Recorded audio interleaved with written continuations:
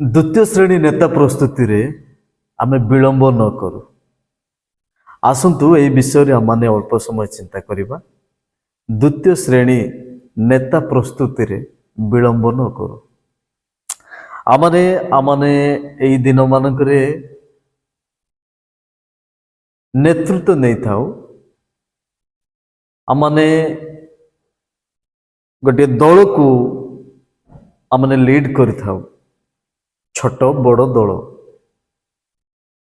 किंतु आमने आमानकर सेकेंड लाइन लीडर, आमानकर नेक्स्ट लाइनर सेमान को कि प्रकार आमान प्रस्तुत करबा यह मध्य मायने रखुचे। प्रिय भाई भौणी माने, तेणु आमने द्वितीय श्रेणी नेता माननकु प्रस्तुत करबा आवश्यक। आपणकर ग्राम रे अंचल रे विभिन्न दल रे आपण सामिल अछंती। समाज सेवा, स्वेच्छासेवी अनुष्ठान, धार्मिक अनुष्ठान, कौनसी ना कौनसी दल रे आपण अछंती।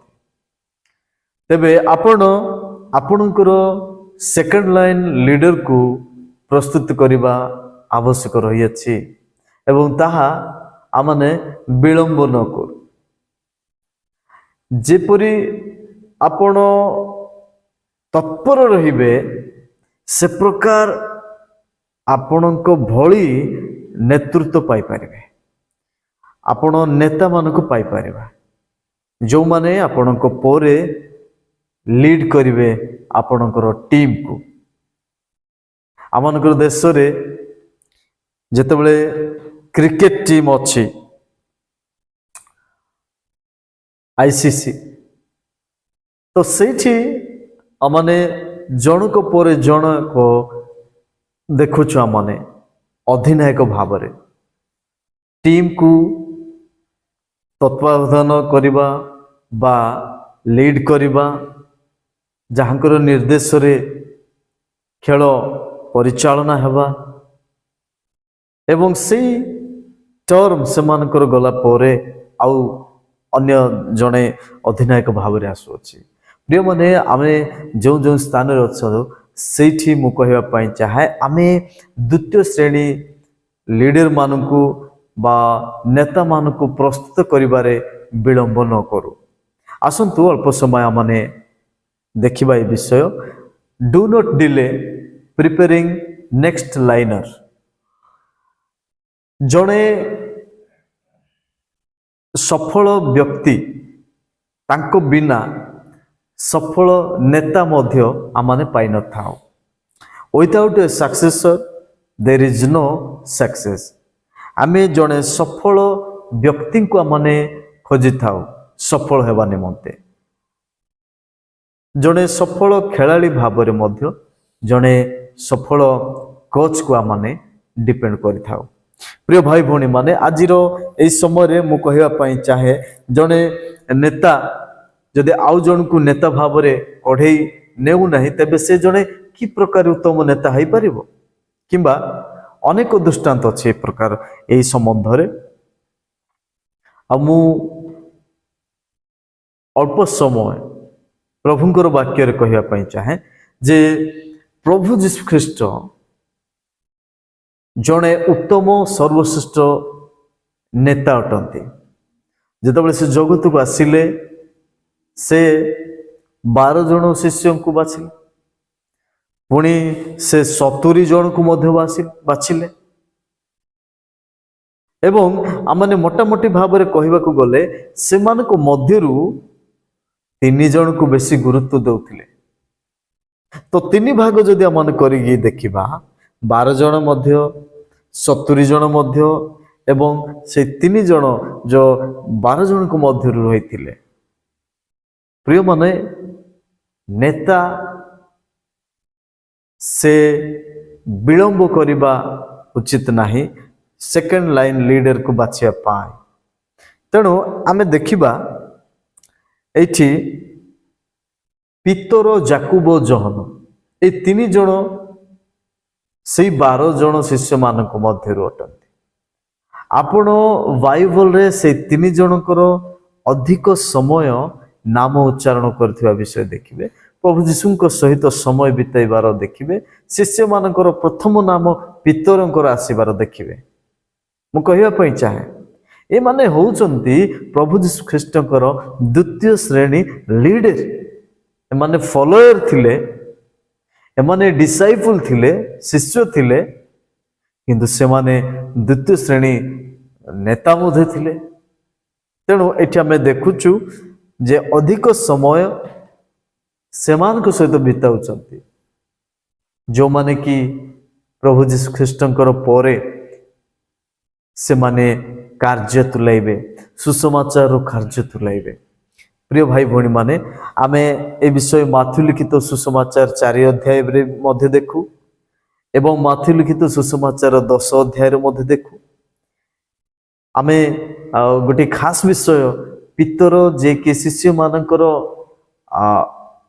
ଆଗରେ ରହୁଥିଲେ, ତାଙ୍କୁ ଏକ ବିଶେଷ ଘଟଣା ସହିତ ପ୍ରଭୁ ଯୀଶୁ ଖ୍ରୀଷ୍ଟ ଅଂଶୀ କରାଇଥିବା ବିଷୟ ଦେଖୁଛୁ। ଆମେ ମାଥ୍ୟୁ 16 ଅଧ୍ୟାୟରେ ଦେଖୁଛୁ ବହୁତ ବଡ଼ ଗୋଟେ ଦାୟିତ୍ୱ ଦେବା ପିତରଙ୍କୁ।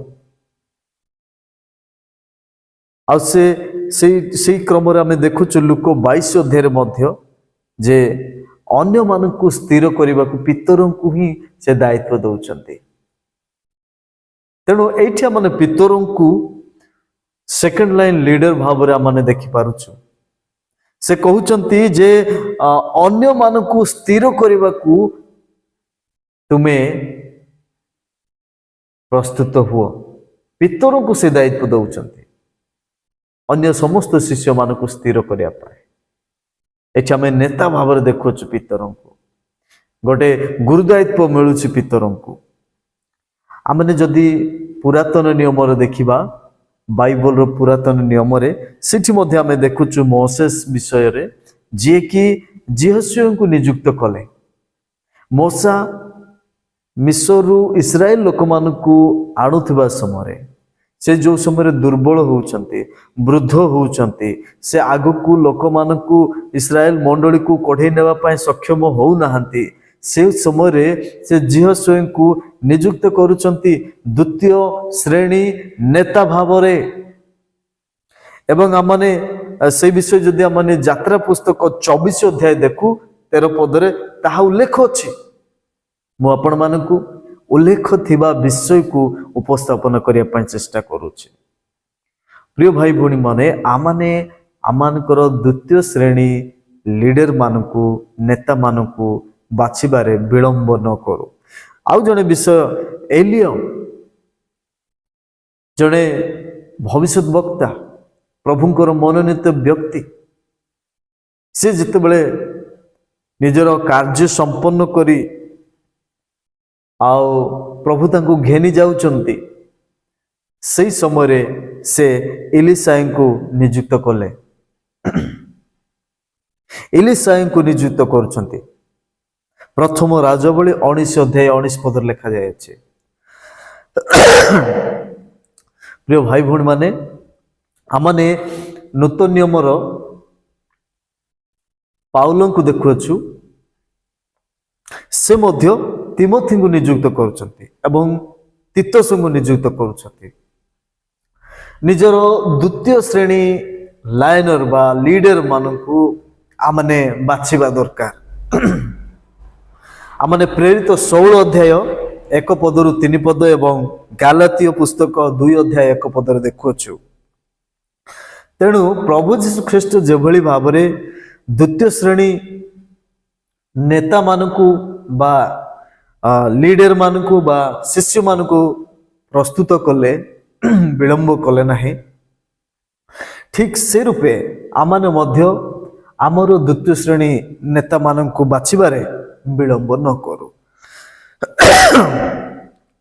ପ୍ରଭୁଙ୍କ ମହାନାମର ଧନ୍ୟବାଦ ହଉ। ଆମେ ବିଳମ୍ବ ନ କରୁ, ଆମମାନଙ୍କର ସେକେଣ୍ଡ ଲାଇନ ଲିଡର ମାନଙ୍କୁ ପ୍ରସ୍ତୁତ କରିବାରେ। ପ୍ରଭୁ ଆମମାନଙ୍କୁ ଅନୁଗ୍ରହ କରନ୍ତୁ। ପ୍ରାର୍ଥନା କରିବା। ପ୍ରିୟ ପ୍ରଭୁ, ଆମେ ଧନ୍ୟବାଦ ଦେଉଛୁ এই সময় পাই তুমি ଆମମାନଙ୍କୁ ଅନୁଗ୍ରହ କଲ ଦୟା କଲ ଆମମାନେ ଯେଉଁ କାର୍ଯ୍ୟରେ ନିୟୋଜିତ ଅଛୁ ଆମମାନଙ୍କର ଦ୍ୱିତୀୟ ଶ୍ରେଣୀ ନେତାମାନଙ୍କୁ ଆମମାନେ ପ୍ରସ୍ତୁତ କରିବା ଆମମାନେ ହଁ ପ୍ରଭୁ ତୁମରି ଇଚ୍ଛା ମତେ ଆମମାନେ ଯେପରି ସେମାନଙ୍କୁ ପ୍ରସ୍ତୁତ କରିପାରିବୁ ଏଥିପାଇଁ ତୁମେ ଅନୁଗ୍ରହ କର। ପ୍ରିୟ ପ୍ରଭୁ ଆମମାନଙ୍କର ପ୍ରିୟ ଭାଇ ଭଉଣୀମାନେ ଯେଉଁମାନେ କି ଆଗ ଧାଡ଼ିରେ ଅଛନ୍ତି କାର୍ଯ୍ୟ ତୁଲାଉଛନ୍ତି ଦାୟିତ୍ୱ ତୁଲାଉଛନ୍ତି ସେମାନଙ୍କର ସେକେଣ୍ଡ ଲାଇନ୍ ଲିଡର ମାନଙ୍କୁ ଉତ୍ତମ ରୂପେ ପ୍ରସ୍ତୁତ କରିବା ପାଇଁ ତୁମେ ଆମମାନଙ୍କୁ ଦୟା କର। ସବୁ ପ୍ରାର୍ଥନା ସମସ୍ତ ବିଷୟ ପାଇଁ ଧନ୍ୟବାଦ ତୁମଠାରେ ଥୋଇ ପ୍ରାର୍ଥନା ଯୀଶୁଙ୍କ ନାମରେ ମାଗୁଅଛୁ, ଆମେନ୍।